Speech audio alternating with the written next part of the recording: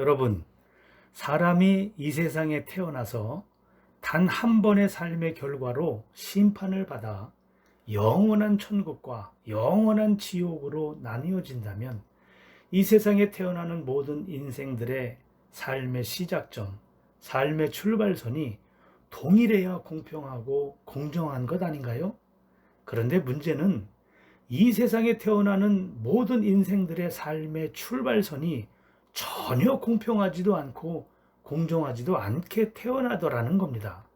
어떤 아기는 태어나 보니 황인, 흑인, 백인이고, 어떤 아기는 건강하게 태어나고, 어떤 아기는 병든 상태로 태어나거나 병상에서 죽기도 하고, 어떤 아기는 부자 부모에게서 태어나고, 어떤 아기는 가난한 부모에게서 태어나다 보니 학교에서 가르친 직업에 귀천이 없다는 말을 무색해하고, 아니 여러분은 정말 직업에 귀천이 없다고 생각하시나요? 어쨌든 그리고 어떤 사람은 천재로 태어나서 어려서부터 이 세상에 이름을 떨치기도 하고, 반면에 어떤 사람은 공부머리와는 거리가 멀게 태어나고, 그리고 어떤 사람은 TV, 핸드폰, 컴퓨터, 비행기도 없는 아주 먼 옛날에 태어나 오막살이 집에서 살기도 했고, 또 어떤 아기는 포탄과 총알이 빗발치는 전쟁통에서 태어나 추위와 굶주림에 허덕여야 했고, 또 어떤 아기는 기독교 가정에서 태어나는가 하면 어떤 아기는 다른 종교나 심지어 하나님, 예수님이 누군지도 알 수 없는 시대나 가정에서 태어나고, 그리고 어떤 아기는 자유가 없는 북한 같은 공산 정권에서 태어나고, 자, 이처럼 처음 태어나는 인생들의 현실이 그러하다면 과연 사람을 만드신 하나님이 공평하시고 공정하신 분이라고 말할 수 있을까요? 그런데 성경은 하나님에 관하여 이렇게 말씀하시고 있습니다. 여호와가 우리 하나님이신 줄 너희는 알지어다. 그는 우리를 지으신 이시요 우리는 그의 것이니 그의 백성이요 그의 기르시는 양이로다. 그가 땅을 심판하러 임하실 것이미로다. 그가 의로 세계를 판단하시며 공평으로 그의 백성을 심판하시리라. 네, 인간을 이 세상에 살게 하신 하나님께서 공평하신 심판을 하시겠다는 겁니다. 그런데 문제는 이 세상에 태어나는 모든 아기, 모든 인생들의 삶의 출발선이 너무나 다르다 보니 처음부터 귀한 자와 천한 자의 신분이 생길 수밖에 없었고, 게다가 열심히 일을 해도 삶의 환경이 좀처럼 바뀌질 않으니 하나님의 사랑과 공평하심에 대하여 의심하며 더 이상 창조주 하나님을 믿지 않는 사람들이 생겨나고 있더라는 겁니다. 하지만 하나님의 공평하심에 대하여 의심을 품는 분들께 제가 이런 질문을 드려보겠습니다. 여러분은 여러분의 부모님의 자녀로 이 세상에 태어나고 싶어서 태어났나요? 그리고 혹시 여러분이 이 세상에 태어난 것이 전적으로 여러분의 부모님 탓이라고 생각하시나요? 그렇지 않다는 겁니다. 왜냐하면 저와 여러분의 부모님도 저와 여러분을 낳고 싶어서 낳은 것이라기보다는 낳고 나니 저와 여러분이었다는 거죠. 그러니까 우리가 부모님을 선택하여 태어날 수 없었듯이 우리의 부모님도 저와 여러분을 선택해서 낳을 수 없었다는 거죠. 그러므로 부모님에게 왜 나를 낳으셨나요? 라고 말을 한다면 부모님 입장에서도 우리도 네가 나올 줄 몰랐구나 라고 말할 수밖에 없는 거죠. 그러므로 부모 자식 간에는 삶이 어렵다고 서로 탓하면 안 된다는 겁니다. 자, 그렇다면 이 세상에 태어난 모든 인생들의 삶의 출발선이 동일하지도 않고 공정하지도 않은 이유가 무엇이라고 생각하시나요? 우리는 여기서 하나님의 섭리와 예정하심에 대하여 생각해 볼 필요가 있다는 겁니다. 물론 전도서 3장 11절에 하나님이 하시는 일의 시종을 사람으로 측량할 수 없게 하셨다라고 말씀하셨기 때문에 우리 인간이 우주 만물을 창조하신 하나님의 섭리를 정확하게 알 수는 없지만, 그러나 성경을 근거로 하여 생각해 볼 수는 있는 거죠. 히브리서 7장 10절을 보시면 이런 말씀이 기록되어 있습니다. 멜기세덱이 아브라함을 만날 때에 레위는 이미 자기 조상의 허리에 있었다라고 기록되어 있는데, 그런데 아브라함이 멜기세덱을 만날 그 당시에 아브라함에게는 아직 자식이 한 명도 없었던 시절이었죠. 자, 그런데 여기서 레위가 누군가요? 레위는 장차 아브라함이 낳을 아들 이삭, 그리고 이삭의 아들 야곱, 바로 그 야곱의 셋째 아들이 레위인데, 한마디로 레위는 장차 아브라함의 증손자가 될 것이라는 건데, 그런데 그 증손자 레위가 야곱의 허리에 이미 있었다는 겁니다. 아니, 이게 무슨 말인가요?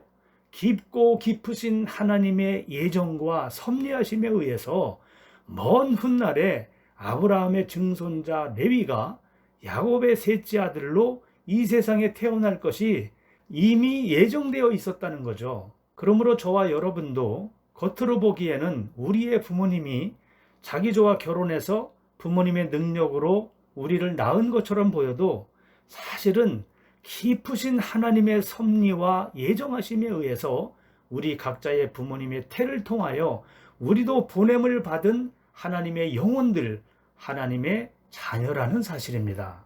그러므로 이 세상 모든 부모님의 입장에서도 하나님의 예정과 섭리 아래 어쩔 도리가 없이 저와 여러분 우리 모두를 낳을 수밖에 없었던 것이었기 때문에 부모 자식 간에 서로 마음에 안 든다고 능력도 없으면서 왜 자식들은 낳아가지고 라고 고함질러도 안 되고, 어쩌다 너 같은 녀석이 나와서 내 속을 이렇게 썩이느냐, 너도 너하고 똑같은 자식 한번 낳아봐라, 그래야 내 심정을 알지 라는 기분 나쁜 말을 쏟아내도 소용이 없으니 부모 자식 간이라도 서로 예의를 갖추며 서로 협력하여 평화롭게 잘 사는 것이 현명할 것이라는 겁니다. 여러분, 에베소서 1장 4절 이하를 보시면 이 세상이 창조되기 이전에 이미 그리스도 안에서 우리의 영혼들을 하나님께서 예정하시고 선택하셨다는 겁니다. 그리고 에레미야 1장 5절을 보시면 에레미야가 모태에서 지어지기 전에 하나님께서는 이미 에레미야의 영혼에 대하여 알고 계셨다는 거죠. 그러므로 저와 여러분 우리 모두의 영혼들도 하나님께로부터 이미 만세전에 정확하게 아신 바 되었기에 하나님께서 보시기에 가장 알맞은 행성, 이 지구상에 가장 알맞은 시대에 가장 알맞는 나라에 가장 알맞은 부모의 태를 통하여 가장 알맞은 모양으로 우리를 이 세상에 태어나게 하셨다는 사실을 인정하셔서 나는 왜 이 모양 이 꼴로 태어난 거지? 라는 불평 불만이 아니라 부모님 탓이나 환경 탓을 할 것이 아니라 하나님의 주권을 인정하고, 그러나 하나님께서 인간에게 자유의지를 주셨고 물론 자유의지 속에는 책임이 포함되어 있죠. 그러므로 타인에게 해가 되지 않는 직업을 선택하여 성실하게 일하며, 그리고 어쨌든 하나님께서 내 부모를 공경하라고 말씀하셨으니 나를 낳아주신 부모님을 공경하는 것이 훗날의 심판대 앞에 설 우리의 영혼에 이로울 것이라는 겁니다. 그래도 천지 만물을 창조하신 하나님께서 군뱅이도 구르는 재주가 있다는 말처럼 저마다 자신의 역량을 키워나갈 수 있는 자유의지를 주셨으니 얼마나 다행한 일이며, 그나마 자유가 없는 북한 같은 공산정권에서 태어나지 않고 자유 대한민국에서 태어난 것이 얼마나 감사한 일입니까? 그리고 창세기 25장을 보시면 하나님께서 이런 말씀을 하십니다. 이삭의 아내 리브가가 임신했는데 하나님께서 리브가에게 말씀하시기를 두 국민이 네 태중에 있구나. 두 민족이 네 복중에서부터 나누이리라. 이 족속이 저 족속보다 강하겠고 큰 자 에서가 어린 자 야곱을 섬기리라 하셨더라. 그런데 로마서 9장을 보시면 그 쌍둥이 에서와 야곱이 아직 태어나지도 아니하였고 무슨 선이나 악을 행하지도 않았는데 행위가 아니라 선택하심을 따라 큰 자가 어린 자를 섬기리라 하셨나니 이는 야곱은 사랑하고 에서는 미워하였다 하심과 같으니라. 그런즉 우리가 무슨 말을 하리요? 하나님께 불의가 있느냐? 그럴 수 없느니라. 내가 긍휼히 여길 자를 긍휼히 여기고 불쌍히 여길 자를 불쌍히 여기리라. 그렇습니다. 우리 인간의 입장에서는 아니 왜 하나님께서는 공정하지 못하게 쌍둥이 두 아기들이 아직 태어나기도 전이라서 무슨 선이나 악을 행하지도 않았는데 어째서 태어나기 전부터 우열을 가려놓는 거죠? 라는 생각이 들지도 모르겠지만, 그러나 하나님께서 정말 아무런 이유 없이 일방적으로 큰 자가 어린 자를 섬기게 할 것이라 라고 말씀하시는 것이 아니라, 예레미야 선지자가 어머니의 모태에서 만들어지기 전에 예레미야의 영혼에 대하여 이미 아셨던 것처럼 이 세상이 창조되기 전부터 인간의 영혼들을 이미 아시고 예정하시고 선택하셨던 것처럼 하나님께서는 야곱과 에서의 영혼에 대해서도 이미 아시고 한치의 오차도 없이 내리신 하나님의 결정이었다는 사실을 인정하셔야 한다는 겁니다. 욥기 40장을 보시면 트집 잡는 자가 전능자와 다투겠느냐, 하나님을 탓하는 자는 대답할지니라. 욥아, 네가 내 공의를 부인하려느냐? 내 의를 세우려고 나를 악하다 하겠느냐? 네가 하나님처럼 능력이 있느냐? 하나님처럼 천둥 소리를 내겠느냐? 로마서 9장 20절에 이 사람아, 네가 네기에 하나님께 반문하느냐? 지음받은 물건이 지은 자에게 어찌 나를 이같이 만들었느냐 하겠느냐? 토기장이가 진흙 한 덩어리로 하나는 귀 있을 그릇을, 하나는 천이 있을 그릇을 만들 권한이 없겠느냐? 그렇습니다. 이 세상이 창조되기 전부터 하나님께서는 모든 인간의 영혼들에 대하여 이미 다 알고 계셨고, 그 알을 토대로 하여 하나님께서 우리 인간들을 각자의 부모의 태를 통하여 가장 적절하게 이 세상에 보내신 것이기 때문에 좀 힘들다고 세상을 비관하거나 부모님을 원망하며 불평, 불만을 쏟아낼 것이 아니라 오히려 하나님의 섭리하심과 하나님의 주권과 하나님은 언제나 공평, 공정하시며 하나님은 언제나 옳으시다는 사실을 인정하셔서 사람이 만든 우상을 섬길 것이 아니라 사람을 만드신 창조주 하나님 앞에 겸손히 굴복하시는 것이 좋을 것이라는 겁니다. 여러분, 사람은 그리 강한 존재가 아닙니다. 머지않아 누구나 다 죽을 수밖에 없는 바람 앞에 등불과 같은 존재이기 때문에 죽음 이후에 우리의 영혼이 창조주 하나님의 심판대 앞에 설 것을 대비하기 위해서 하나님께서 내가 거룩하니 너희도 거룩할지어다 라고 말씀하셨던 것처럼 욕심부리지 말고 죄짓지 말고 그리스도인답게 사람답게 살아야 할 것이라는 겁니다.